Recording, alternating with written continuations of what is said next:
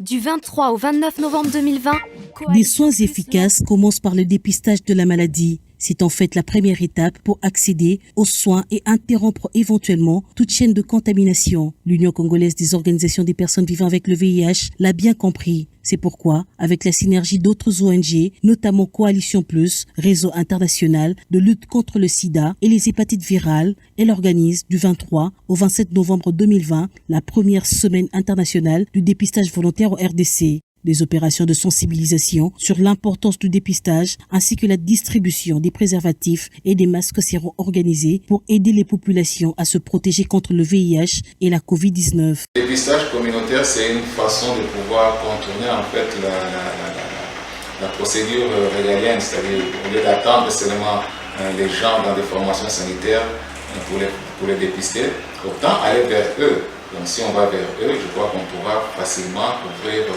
le gap qui est devant nous. C'est pourquoi nous insistons sur le dépistage communautaire. Il y a le dépistage des cas index, c'est-à-dire on dépiste les contacts des personnes qui sont connues VIH positives ou qui sont connues avoir la COVID-19. On dépiste les contacts pour avoir plus de chances de pouvoir attraper les autres positifs. Et il y a aussi les autotests.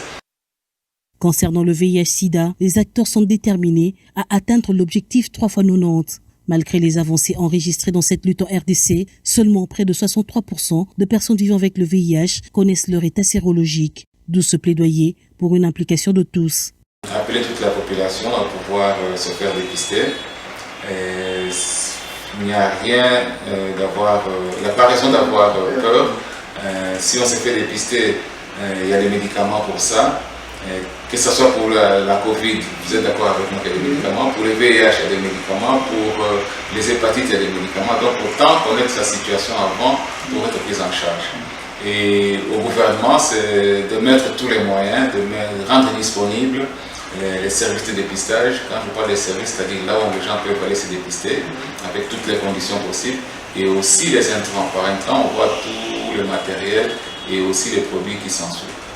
Le réseau international Coalition Plus veut un déploiement à l'échelle nationale et internationale du dépistage dit communautaire fait par et pour les communautés vulnérables. Il consiste à autoriser des personnes issues des communautés à effectuer le dépistage rapide à la suite d'une formation.